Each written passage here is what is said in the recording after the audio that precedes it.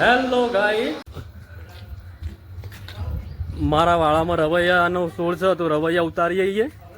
દેખો તમને બતાવી દઉં. આ દેખો, એ આ મારા વાળામાં રવૈયાનો છોડ છે. આ મારા ભાભી રવૈયા ઉતારી. દેખો નાના નાના આયા છે. હવે આ ઉતારવામાં આવ્યા છે. બરોબર. આજે આખા રવૈયાની સબ્જી બનાવવાની છે. બરાબર બરાબર.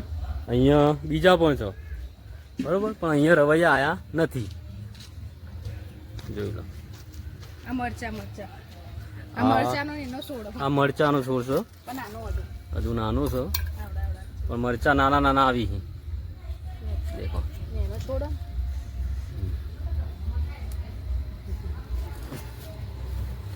બરોબર. અને આ જોંફળી છે. આ જોંફળી કહેવાય. આના જોંફળ આવે. દેખો. અને પાછળ પપૈયું હોય ત્યાં પપૈયા આવે છે. બરાબર, જોઈ લો. અને પછી આ ગુંદી છે, ત્યાં ગુંદા ખાવાના આવે. અને આ છે મીઠી લીમડી, કે જે આપણે કઢી પત્તા કહીએ ને, એ છે. જે કઢી પત્તા આપણે દાળમાં અને કઢીમાં નાખવામાં આવે છે. દેખો. બરાબર. ચલો લો, મરચા ઉતારી ભાભી અમારા. બરાબર, ચાલો, થેન્ક યુ. હેલો ફ્રેન્ડ, આપણે આવી ગયા છીએ ખેરાલુમાં. રૂપેન નદી ફેમસ છે ત્યાં. બરાબર, આ રૂપેન નદી છે ત્યાં. દેખો, અહીંયા પાણી નથી. હું અહીંયા એક ટેકરા ઉપર આવ્યો, જે તમને બતાવું નીચેથી કે રૂપેન નદીના અંદર કેવું છે. અહીંયા બધા ઝાડ જ છે. દેખો, બહુ બધા વૃક્ષો છે. આ કન્ડિશન છે. બરાબર.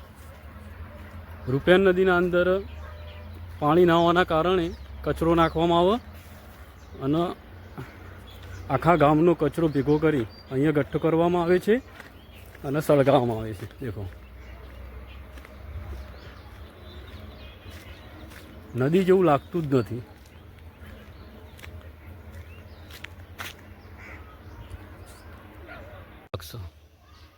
રૂપેન નદીનું આપણે નીચે આવી ગયા છીએ. નીચેનો ભાગ છે. બરાબર. દેખો, લાગે છે તમને નદી જેવું? આ મશાન.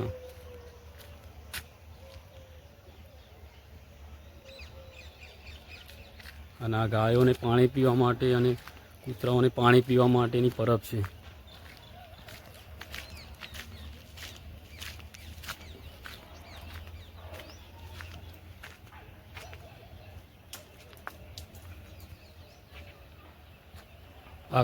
આ કન્ડિશન છે રૂપેન નદીની.